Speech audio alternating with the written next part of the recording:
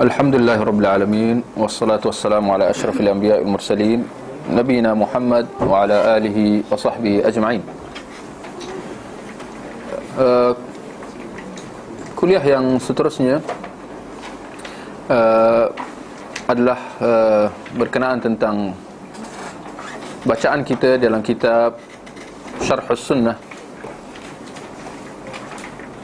Syarah As-Sunnah oleh Imam Abu Muhammad Al-Hasan bin Ali bin Khalaf Al-Barbahari yang wafat pada tahun 329 Hijrah. InsyaAllah kita pada pagi ini kita akan teruskan bacaan kita di dalam kitab yang agung ini. Dan pada hari ini kita akan bacakan perkara yang keempat, ya. Cuma dalam seperti mana yang kita ada sebutkan sebelum ni, dalam kita membaca kitab ini, ya, Syarhus Sunnah ini, dalam kita nak cuba memahaminya, kita juga mengambil kesempatan untuk kita memperbetulkanlah, ya, terjemahannya, ya. Kalau boleh sedaya mungkin kita cuba kembali kepada teks asalnya dalam bahasa Arab. Maka perkara yang keempat ini juga ada beberapa pembetulan lah, ya. Baik, jadi saya akan terus membacakan terjemahannya yang telah dibetulkan. Baik, perkara yang keempat, Umar Al-Khattab radhiyallahu anhu berkata, tidak ada keuzuran bagi sesiapa yang melakukan kesesatan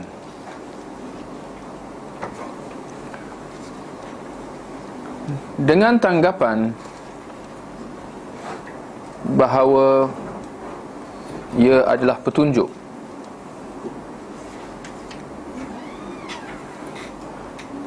atau mereka yang meninggalkan petunjuk dengan tanggapan bahawa ia adalah kesesatan.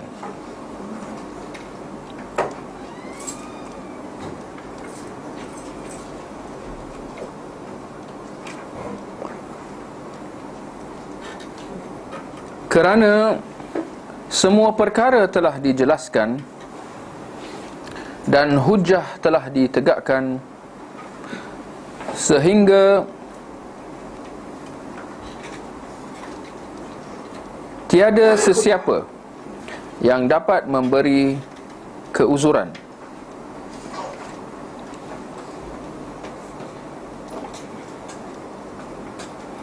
As-Sunnah dan Al-Jamaah telah pun menjelaskan agama secara menyeluruh sehingga menjadi jelas buat manusia. Maka manusia hanya perlu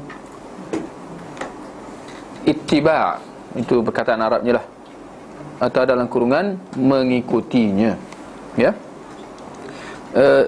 Saya ulang sekali lagi, tidak ada keuzuran bagi sesiapa yang melakukan kesesatan dengan tanggapan bahawa ia adalah petunjuk, atau mereka yang meninggalkan petunjuk dengan tanggapan bahawa ia adalah kesesatan.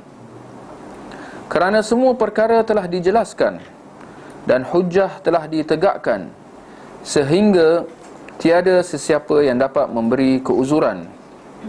As-Sunnah dan Al-Jamaah telah pun menjelaskan agama secara menyeluruh sehingga menjadi jelas buat manusia. Maka manusia hanya perlu ittiba', yakni mengikutinya. Kita lihat Imam Al-Barbahari rahimahullah dalam perkara yang keempat ni, dia menukilkan kata-kata Umar Al-Khattab, ya.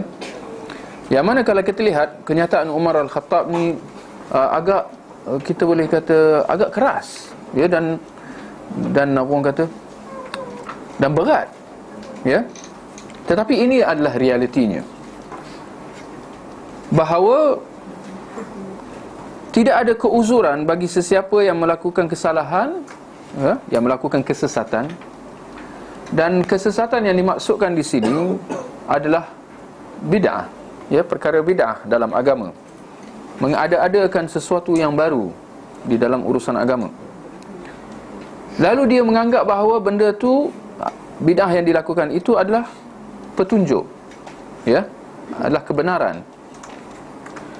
Atau mereka yang meninggalkan petunjuk, yakni meninggalkan sunnah, meninggalkan sunnah Nabi, dengan tanggapan bahawa ia adalah bid'ah. Kenapa tak ada keuzuran, tak ada alasan lagi bagi dia untuk berbuat macam tu, untuk membuat bid'ah atas tanggapan bahawa itu sunnah, atau meninggalkan sunnah atas tanggapan bahawa bid'ah? Kenapa tidak ada keuzuran? Kerana semua perkara telah dijelaskan, ini syarak telah datang, penjelasan telah diberikan melalui apa? Melalui Al-Quran, sunnah dan amalan para sahabat. Bertepatan dengan firman Allah dalam surah An-Nisa ayat yang ke-165, rusulan mubashirina wa mundhirin. Para rasul yang diutuskan untuk memberi khabar gembira dan memberi amaran. Li'alla yakuna linnasi hujjatan ba'da ar-rusul. Ini tujuan para rasul diutuskan, supaya tidak ada hujjah bagi manusia ke atas Allah sesudah kedatangan para rasul.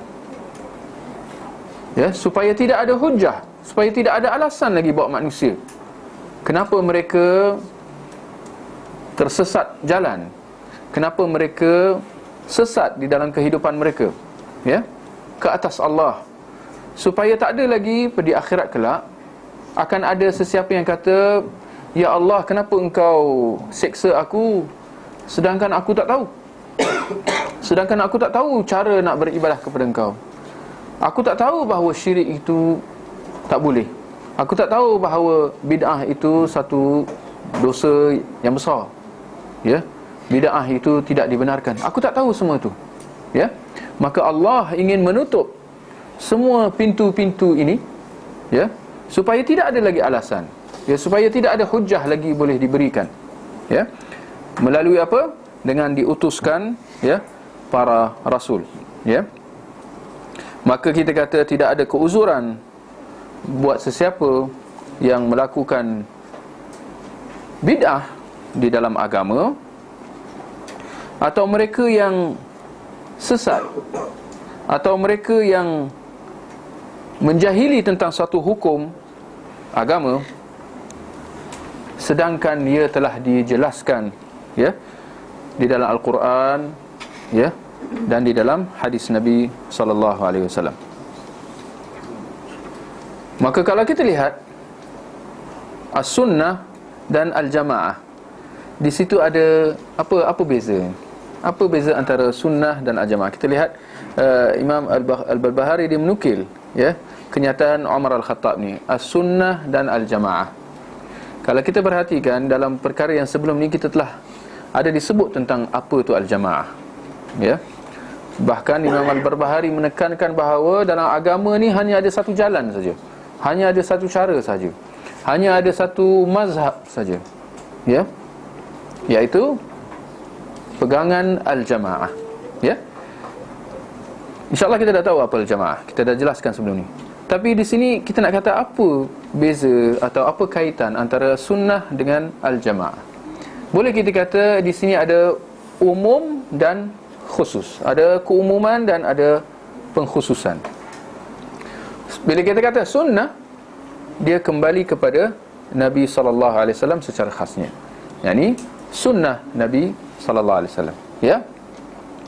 Adapun al-jamaah, dia lebih umum lagi, dia lebih luas, ya. Kerana al-jamaah, apa dia al-jamaah? Boleh ada jawapan? Kita dah jelaskan sebelum ni. Al-jamaah, apa tu al-jamaah? Kita pun insya-Allah semua mengaku kami ahlus sunnah wal jamaah. Ke ada Syiah kat sini? Kat Syiah sini saya angkat kaki dululah. Apa al-jamaah? Para sahabat?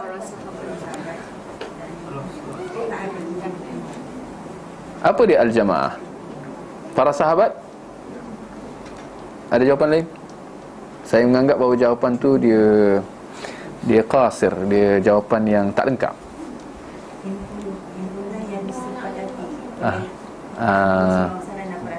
Oleh kena sebut Rasulullah dulu. Barakallahu fiikum. Ya, pegangan Nabi dan para sahabat. Ya, al-jamaah itu adalah pegangan Nabi dan para sahabat. Seperti mana dalam hadis Nabi sallallahu alaihi wasallam. Hadis apa? Perpecahan umat tu. Kita dah cerita dah semua. Ini mana Rasulullah kata semua mereka dalam neraka kecuali satu. Dalam satu riwayat Rasulullah kata al-jamaah. Siapakah mereka? Rasulullah kata al-jamaah. Dalam riwayat yang lain Rasulullah kata apa? Mereka yang berpegang pada peganganku dan pegangan para sahabatku. Ya, itu al-jamaah. Jadi jelas di situ ada umum dan ada khusus. Jadi nak kata bahawa seperti mana kata Umar Al-Khattab, as-sunnah dan al-jamaah telah menjelaskan agama secara menyeluruh. Semua aspek. Daripada sekecil-kecil sehinggalah sebesar-besar aspek. Daripada masalah tauhid, akidah, sehinggalah ke masalah muamalah, akhlak, ya, dan seumpamanya. Kalau kita kembali kepada al-jamaah, kita pasti akan mendapati jawapannya. Maka tidak ada sesuatu pun yang tercicir, tidak ada sesuatu pun yang tertinggal, ya, tidak ada sesuatu kekurangan pun, ya, bagi siapa yang mendakwa, ya, di dalam agama ini, ya. Maka pegangan al-jamaah telah menjelaskan kesemuanya. Cuma masalahnya apa? Ya, adalah apabila mereka yang kembali kepada Al-Quran, kembali kepada hadis, ya, lalu mereka cuba memahaminya dengan pemahaman masing-masing. Ini yang akhirnya akan membuatkan wujudnya perkara-perkara yang baru, pemahaman-pemahaman yang baru. Akibat apa? Kerana mereka cuba menggunakan logik mereka dalam memahami Al-Quran dan juga hadis. Maka kita kata, seperti mana hadis Nabi, tujuannya apa? Untuk menjelaskan kandungan Al-Quran. Kalau Al-Quran sahaja tak boleh, ya. Siapa yang nak berpegang dengan Al-Quran saja, dia boleh dapat petunjuk? Tak, dia akan sesat. Berpegang dengan Al-Quran sahaja sesat, ya. Maka kita nak kata berpegang dengan Al-Quran dan hadis sahaja pun kita kata orang itu akan sesat, kerana akhirnya dia akan memahaminya dengan ikut, ya, fikiran dia, ya. Maka kita kata hadis itu menjelaskan Al-Quran, al-jamaah itu para sahabat menjelaskan kedua-dua hadis dan Al-Quran. Maka kita dapat lihat bagaimana kaitan antara setiap satu, ya, sumber dan dasar agama itu. Saling memerlukan antara satu sama lain, saling menjelaskan antara satu sama lain, ya. Kerana itu Syekh Al-Albani rahimahullah, ya, dia adalah di antara ulama yang menjelaskan tentang kedaifan satu hadis.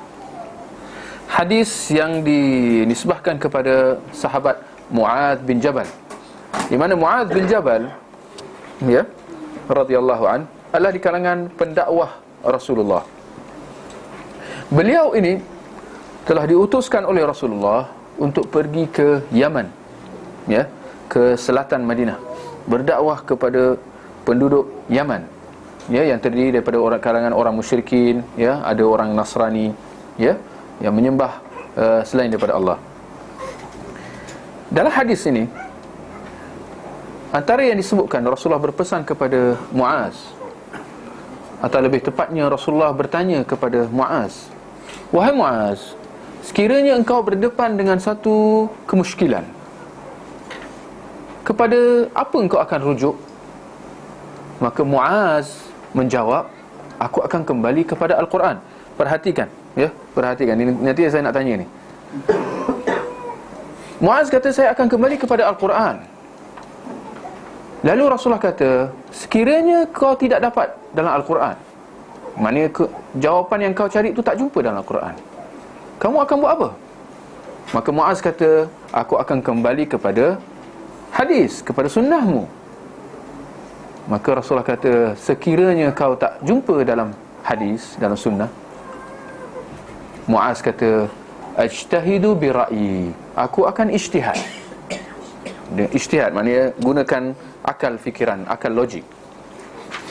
Maka lanjutan hadis ini Rasulullah kata, alhamdulillah alladhi waffaqa rasulihi, segala puji bagi Allah yang telah memberi petunjuk kepada utusan-utusannya.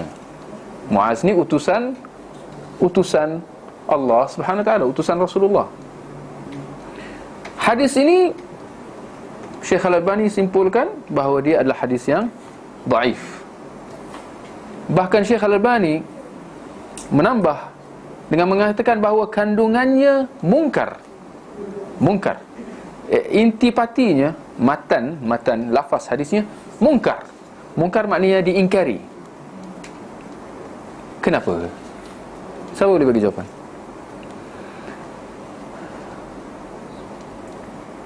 Ada jawapan? Cuma pasal bunyi cengkerik je ni. Guna ijtihad. Ha? Guna ijtihad. Tapi ijtihad muktabar. Kan kita ada dalam prinsip Ahlus Sunnah wal Jamaah kan ada 4. Al-Quran, hadis, ijma' dan yang keempat apa? Qiyas. Qiyas tu ijtihad. Macam bab khinzir dengan anjing tadi itulah. Itu kan dia nak qiyas. Qiyas tu ijtihad. Kalau kita lihat, apabila Rasulullah bertanya kepada Muaz, apabila engkau berdepan dengan satu masalah, engkau akan kembali kepada apa? Muaz jawab, aku akan kembali kepada Al-Quran. Lalu Rasulullah kata, kalau kau tak dapat dalam Al-Quran, dia kata, aku akan kembali kepada hadis. Ini mungkarnya. Nak nyatakan bahawa dalam kita berdepan dengan satu masalah, kita tak boleh kembali kepada Al-Quran sahaja. Tak jumpa baru nak masuk hadis. Tak. Bahkan kalau kita jumpa dalam Al-Quran, kita perlu memahaminya dalam konteks hadis. Dan dalam konteks bahkan kita tambah lagi, kita bagi bonus lagi, kena tambah dalam konteks pemahaman salafus salih. Kalau tidak, keliru segala keliru. Ya. Contohnya, hurrimat alaikumul maitatu waddamu. Dalam Al-Quran telah diharamkan ke atas kamu bangkai dan darah. Satu orang berdepan dengan masalah, dia jumpa ada bangkai sotong. Ni tak sembelih lagi ni, tak sempat nak sembelih. Halal ke haram? Dia ingat hadis Muaz tu, kena kembali kepada Al-Quran. Maka dia kembali kepada Al-Quran.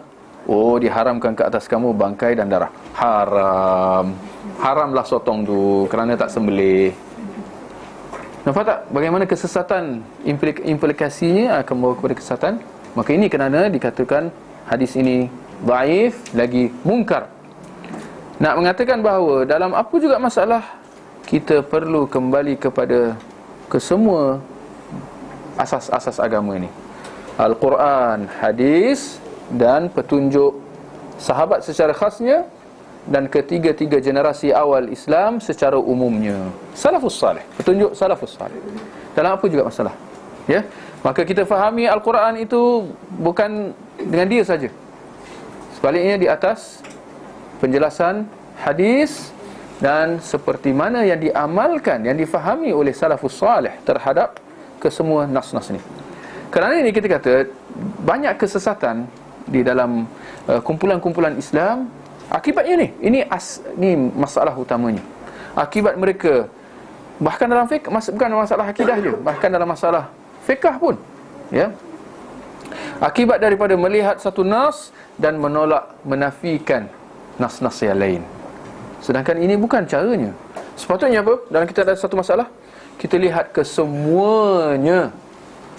Kerana nas-nas agama, nas-nas syarak sama sekali tidak ada percanggahan. Tak ada percanggahan antara satu Quran kata lain, hadis kata lain, amalan salafus salih buat lain, lagi lain. Tak ada. Mustahil. Kerana ini semua kembali kepada satu.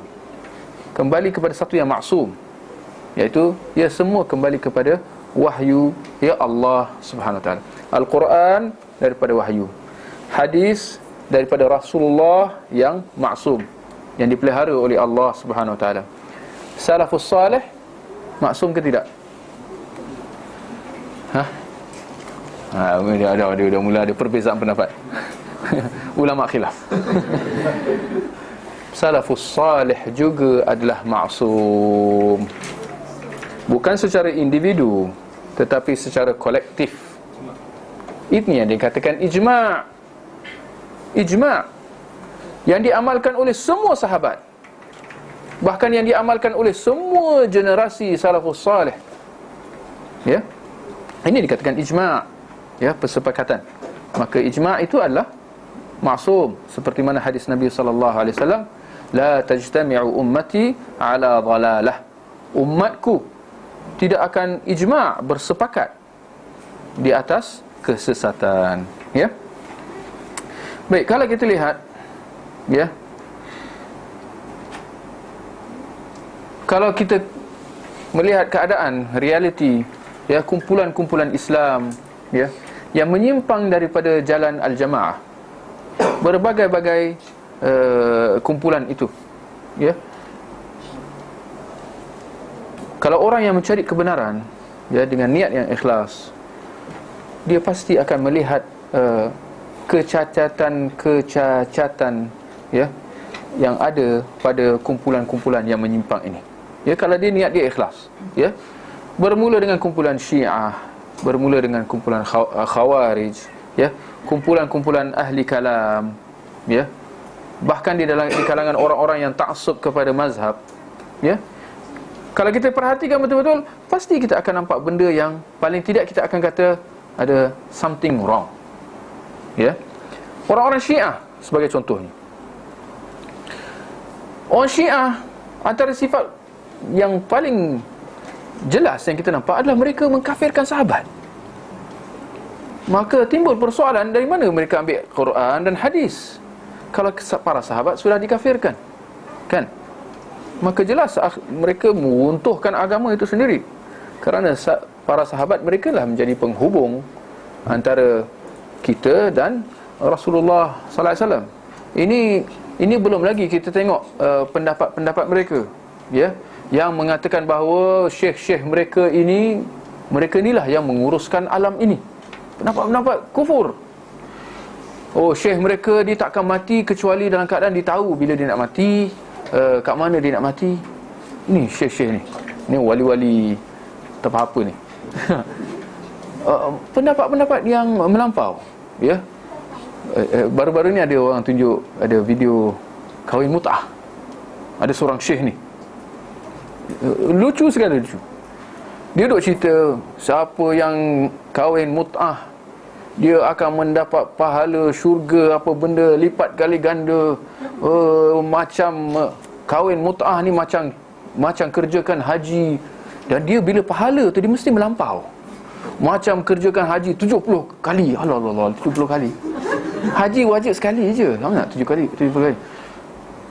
Dia kena buat mut'ah, kena kahwin mut'ah. Saya garakkan, saya sarankan golongan muda-mudi supaya kahwin mut'ah. Tiba ada orang pandai duk dengar ni. Dia tanya satu soalan je. Syekh, kalau saya nak kahwin mut'ah dengan anak Syekh boleh tak? Siapa yang kahwin mut'ah dengan anak-anak imam? Dia dajjal. Dia dajjal, dia syaitan, masuk neraka, segala petala neraka. Tadi kata bagus. Bila nak kahwin dengan anak Syekh tak jadi. Tak boleh.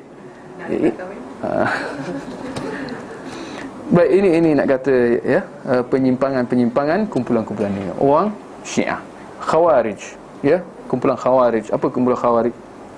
kumpulan yang memecah belahkan kesatuan umat Islam, kumpulan yang keluar daripada ketaatan pemerintah, ya, kumpulan yang dianggap kumpulan pemberontak, ya, kumpulan yang ingin menjatuhkan pemerintah Islam dengan macam-macam alasan. Bahkan kalau kita tengok antara alasan mereka tak lari daripada alasan yang sering kita dengar, kerana pemerintah tidak melaksanakan hukum hakam Islam. Bahkan lebih agak melucukan, dalam hukum hakam Islam itu semua mereka fokus pada satu perkara saja, masalah hudud. Perlu digulingkan satu pemerintah tu kerana apa? Kerana tak laksanakan hudud. Maka di sini kalau orang yang cerdik, dia akan tertanya, dalam Islam ni ada hudud saja ke? Ya, hukum hakam Islam ni hudud saja ke? Bahkan kita melihat bahawa ini lompong-lompong lah, ya, kekurangan, kecacatan yang besar, ya, yang ada pada Khawarij ini. Akhirnya kita melihat kumpulan-kumpulan ni dahulu sehinggalah ke hari ini, bahkan di negara kita melihat mereka tidak menekankan aspek yang paling penting di dalam agama. Mereka fokus pada hudud, dan kita bersama mereka tentang perlunya hudud. Hudud sebahagian daripada syariat Islam.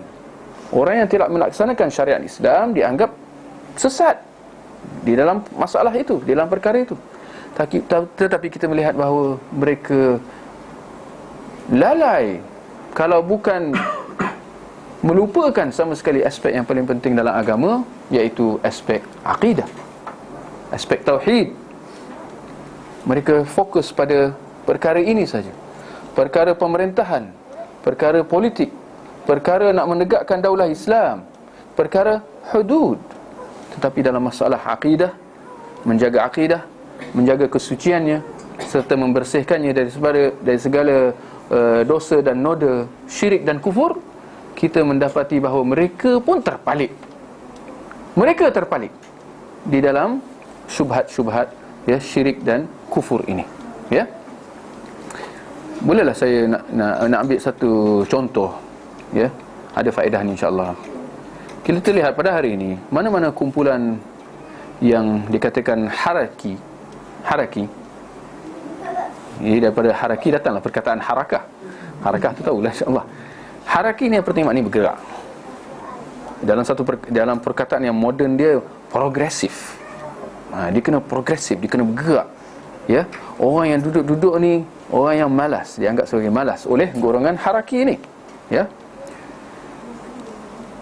Mereka kata, atau siapa dia orang punya kumpulan yang paling besar, yang paling sinonim, ya, yang paling terkenal pada hari ini, tidak lain dan tidak bukan adalah yang asas dia, yang panduan mereka, iaitu kumpulan Ikhwan Muslimin di Mesir. Semua kumpulan-kumpulan parti-parti Islam kat dunia ni menjadikan kumpulan Ikhwan Muslimin ni sebagai pakar rujuk. Dia punya idola dia. The big sheikh, ya, Ikhwan Muslimin. Kita tengok Ikhwan Muslimin yang telah diasaskan sejak 1928. Sekarang 2013. Ini hampir 100 tahun. Telah diasaskan oleh syekh mereka, iaitu Hasan al-Banna, ya. Hampir 100 tahun mereka ditubuhkan, ditegakkan di bumi Mesir. Dan sepanjang itu jugalah lebih kurang mereka telah mengajak kepada menegakkan negara Islam, tegakkan hukum hakam Islam, tegakkan hukum hakam Islam. Jatuhkan pemerintah. Kenapa? Kerana pemerintah tidak melaksanakan hukum Islam. Ini kita kata tadi, kecacatan yang ada pada kumpulan Khawarij ni. Dulu, kini, na'udzubillah, selama-lamanya. Mereka tidak fokus pada tauhid. Mereka tidak fokus pada akidah. Buktinya di Mesir, sehingga ke hari ini, adanya amalan-amalan masyarakat setempat. Tawaf di keliling kubur, pergi ke kuburan, meminta hajat, beriktikaf. Bahkan pengasas mereka, Hasan al-Banna, termasuk di kalangan mereka. Istilah berat kita panggil penyembah kubur, tapi mereka nafikanlah. Ini tak sembah, saya iktikaf je. Itulah sembah kubur. Saya tak sembah kubur, saya baca Quran je kat kubur. Yang kau tinggalkan masjid, yang kau tinggalkan rumah kau, jalan berkilometer jauhnya, pergi ke kubur sipulan-sipulan. Di spesifik tu. Kubur ni siapa walinya? Ni kubur ni. Duduk kat situ baca Al-Quran. Duduk kat situ berzikir. Kita tak nafikan bacaan Al-Quran tu, kita tak nafikan zikir tu. Tawaf memang ada tawaf. Tapi yang kau tawaf kat kubur ni apa pasal? Baca Al-Quran kat kubur ni apa pasal? Berdoa. Sedangkan semua tempat-tempat ini sebaik-baiknya adalah di masjid. Kata tawaf satu je tempat, Kaabah. Tempat lain tak boleh tawaf. Kalau dilakukan di tempat lain, itu termasuk di dalam perbuatan syirik, menyekutukan Allah. Ya, begitu juga dengan sembelih. Kita anggap sembelih ni macam urusan dunia kan? Tetapi percaya atau tidak, sembelih ni termasuk dalam urusan ibadah. Ya, kerana kita tengok orang tukang sihir ni bila nak sembelih, dia sembelih kat kubur. Ya. Ini kata ini adalah perbuatan syirik yang mana parti-parti Islam di bawah Ikhwan Muslimin, ya, mereka lalai kalau bukan sama sekali mengetepikannya. Sedangkan ini adalah asas di dalam menegakkan negara Islam. Bagaimana kita nak tegakkan negara Islam kalau tidak ada asas tauhid? Kan? Boleh tak kita tegakkan negara Islam, ya, dengan hudud je, tapi dengan berbagai-bagai macam amalan syirik dan kufur? Ini bukan negara Islam, ini negara syirik. Ya, walaupun mereka namakan tauhid. Ya. Amalan-amalan mereka bermunajat di kubur. Kita kata penyembah kubur kan? Kerana itu hakikatnya. Tapi mereka namakan apa? Dia ada nama Islamik dia. Tawassul. Aku tawassul je. Apa artinya tawassul? Maksudnya aku jadikan perantara orang ada dalam kubur tu sebagai perantara. Sebab dia baik, dia soleh, syekh besar, ulama besar. Aku ni siapalah. Jadi aku jadikan dia perantara. Apatah lagi kalau kubur tu kubur Nabi, ya, kubur sahabat, Zainab ke, Fatimah ke, ya, Ali, Sayyidina Ali ke, seumpamanya. Perantara. Maka kita kata inilah syirik orang-orang jahiliah dulu. Ya. Maka ini kita kata antara, ya, kecacatan yang dapat kita lihat. Golongan ahli kalam, ya, seperti Jahmiyah, Mu'tazilah, Asy'ariyah, Maturidiyah, ya. Apa yang dapat kita lihat dalam mereka membincangkan tentang masalah sifat-sifat Allah, ya? Kecacatan pada cara kaedah mereka, ya, memahami sifat-sifat Allah ni cukup jelas. Ya. Bagaimana apabila mereka panggil takwil? Ini pun nama Islamik juga. Ya. Sedangkan hakikatnya tahrif. Takwil maknanya tafsir. Mereka tafsirkan ikut logik. Ya. Sedangkan kita kata, ya, ayat-ayat Al-Quran perlu ditafsir ikut siapa? Ya, Qur'an al-jamaah, seperti mana yang difahami oleh Rasulullah, seperti mana yang difahami oleh para sahabat. Maka kita mendapati bahawa para sahabat tidak pernah mentakwilkan nama-nama dan sifat-sifat Allah ni. Ya, Allah kata istawa, ya, mereka kata istaula dan seumpamanya. Ya, ini jelas, ya, penyimpangan di dalam, memahami agama. Ya. Maka kita kata barang siapa yang inginkan keselamatan, perlunya dia kembali kepada pemahaman, ya, pemahaman yang bersih, ya, pemahaman yang suci, dengan kembali kepada Al-Quran dan Sunnah dan athar, ya, sejajar dengan kefahaman para, ya, sahabat dan para salafus salih secara amnya. Ya. Percaya atau tidak bahawa kalau kita lihat golongan salafus salih daripada dulu sehinggalah ke hari ini, mereka adalah golongan yang cukup menjagakan aspek sanad, ya, bagi menghubungkan antara mereka dengan generasi awal umat Islam sehinggalah ke Rasulullah sallallahu alaihi wasallam. Aspek sanad. Apa arti sanad? Sanad ni adalah jalur riwayat, ya. Dalam hadis misalnya, kita ada matan. Matan tu lafaz Rasulullah atau perbuatan Rasulullah, dan kita ada sanad. Sanad tu maknanya perawi dia, ya. Kita kata jangan nak kata dalam hadis, bahkan dalam apa juga penisbatan kepada salafus salih, diraikan aspek ini, aspek sanad, ya. Dari mana engkau dapat kenyataan ini? Dari mana engkau mendapat perbuatan ini, pemahaman ini? Dari mana engkau dapat? Dia sentiasa kembali kepada sanad dia. Siapa? Oh, aku dengar ada orang katalah. Oh, aku rasalah. Aku ada bacalah kat mana-mana. Boleh dijadikan sebagai sandaran dalam agama? Tak boleh. Ini kita kata kembali kepada sanad. Kalau ada kenyataan dinisbahkan kepada Rasulullah, kita akan minta kepada dia mana sanadnya. Kerana bukan sebarang yang disebahkan kepada Rasulullah. Oh, ini Rasulullah kata, oh kena terima. Tak.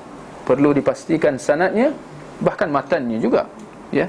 Begitu juga apa juga yang dinisbahkan kepada generasi sahabat yang dinamakan sebagai athar, ya. Apa yang dinisbahkan kepada sahabat dikatakan athar, ya. Tapi itu istilah yang khas, tapi kadang-kadang digunakan secara umum juga. Apa yang dinisbahkan kepada salafus salih secara amnya juga termasuk di dalam istilah athar. Maka dalam athar juga dititik beratkan aspek sanad juga. Percaya atau tidak, ya. Bahkan kita kata ilmu sanad ini adalah ilmu yang menjadi kebanggaan umat Islam, ya. Kerana dia adalah ilmu yang tidak ada pada mana-mana umat manusia yang lain. Golongan Yahudi, golongan Nasrani, ya, agama-agama yang lain, sejak dulu sehingga sekarang mereka tidak ada ilmu sanad. Kita tengok Bible yang mereka pegang, ya, belum apa-apa lagi, itu terjemahan mana asalnya? Nahih, enggak ada. Kan? Apa juga buku-buku ni? Jangan nak kata tafsiran dia kepada Bible tu lagi tak ada sanad. Dia datang daripada awang, daripada udara, ya, semata-mata. Mana sanad? Dari mana kau dapat kenyataan ini? Ya. Maka itu kita kata perlu kita pentingkan bila kita dengar mana-mana berkata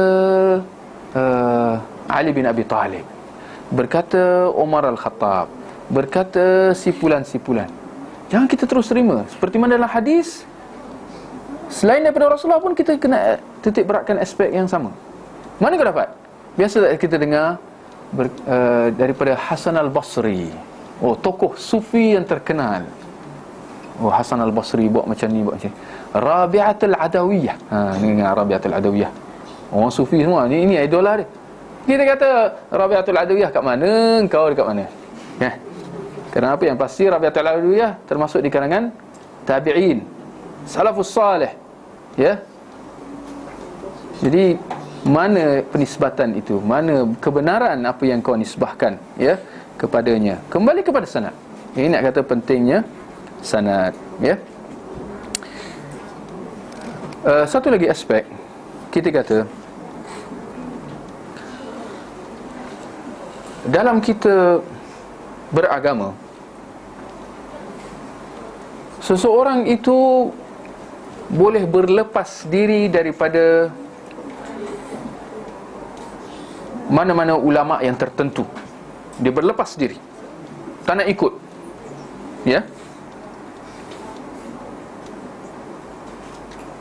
Oh, ulama ni aku tak berkenan lah.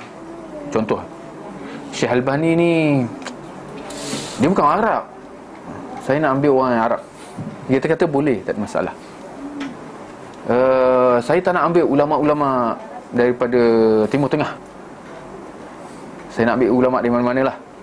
Saya tak nak ambil daripada Saudi, dia Wahabi. Dia nak berlepas diri. Kita kata Itu pilihan kau. Tetapi sama sekali anda tidak boleh berlepas diri daripada salafus salih. Ya. Anda tidak boleh berlepas, seperti mana anda tidak boleh berlepas diri daripada Al-Quran ataupun Nabi SAW. Anda juga tidak boleh berlepas diri daripada salafus salih. Siapa itu salafus salih?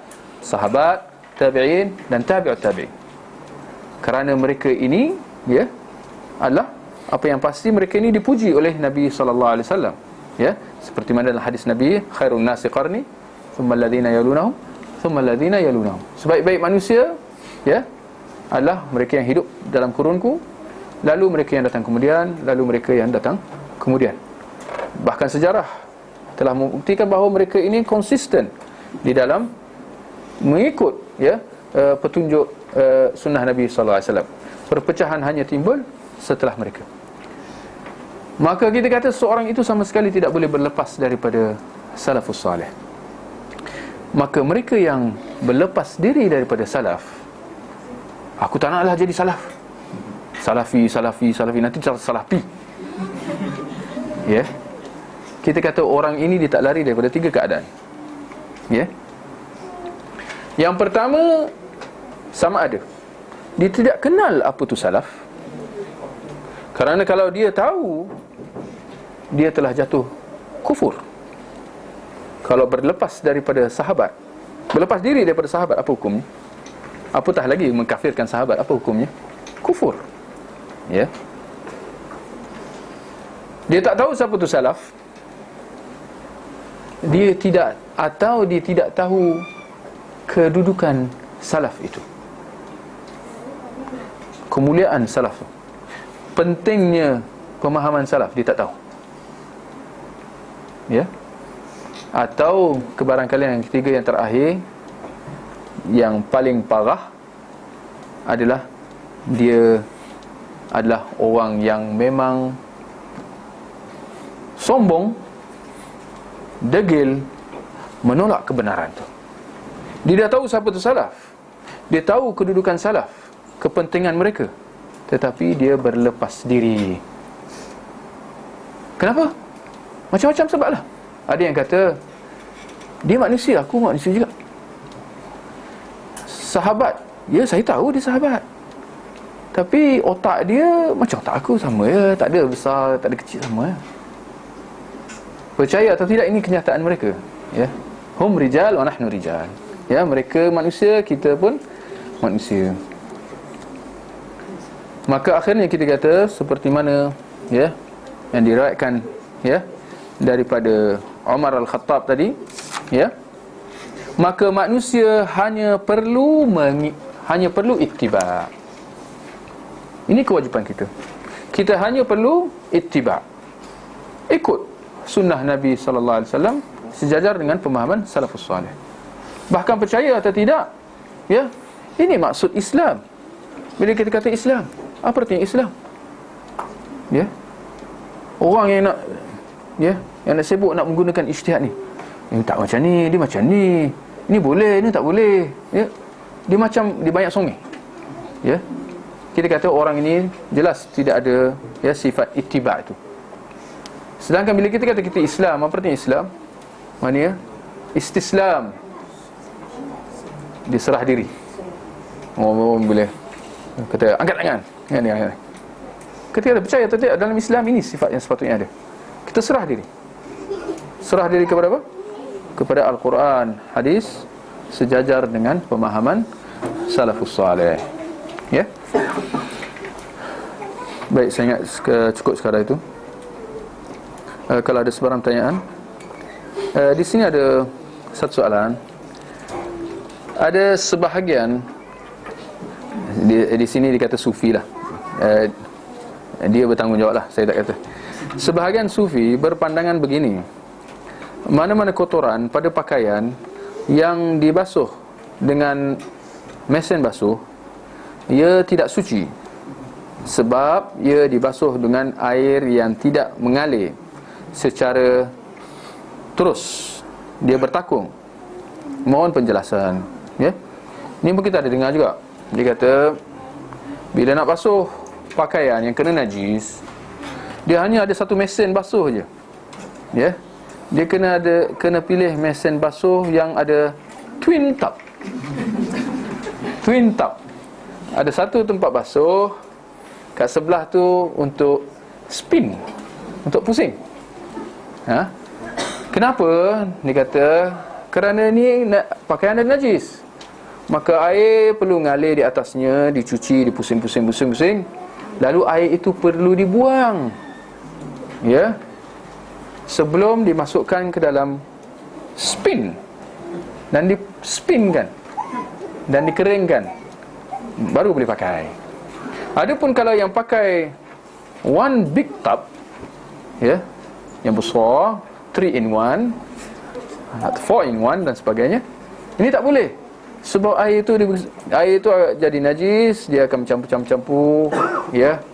Lalu kita tertanya juga, lalu apa? Maka kita kata apa yang pasti ini adalah pendapat yang melampau, ya, ghulu, ya, bersifat menyusahkan. Sedangkan Nabi SAW mengatakan halakal mutanatti'un, halakal mutanatti'un, telah binasa orang yang melampau batas. Telah binasa orang yang melampau batas. Telah binasa orang yang melampau batas. Ya. Rasulullah sehingga mengulang 3 kali.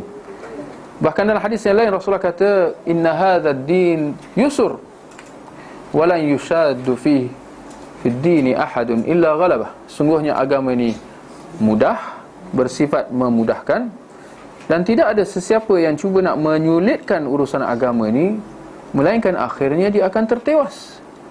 Maka dalam masalah ni sama je. Kita kata lepas ni kau kena beli 2 mesin basuh lah.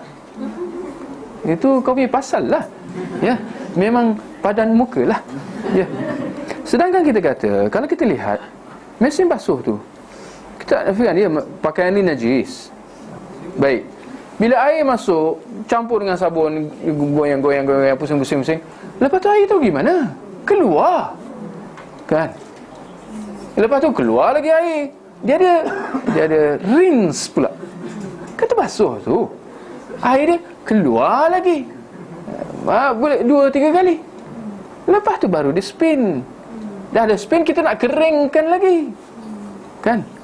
Dah kering tu nak kata najis juga, memang saya tak tahulah macam nak basuh macam ni, kan?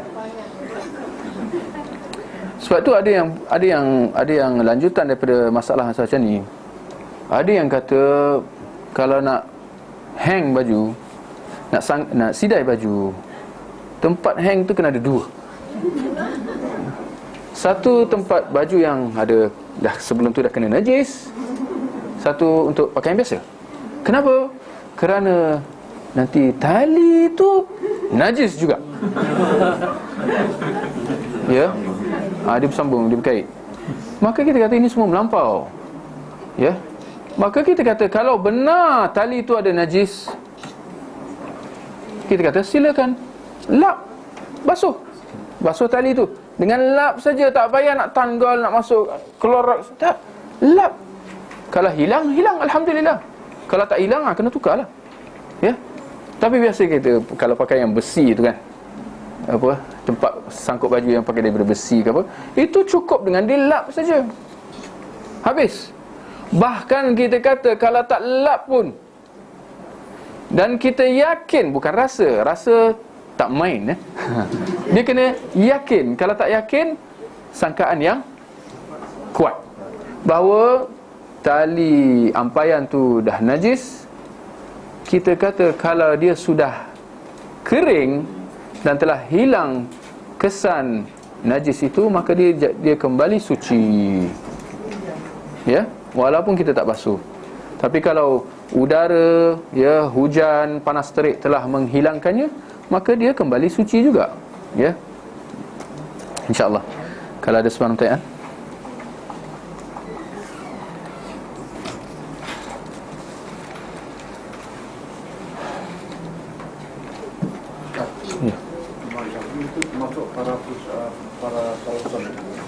Tentu saja.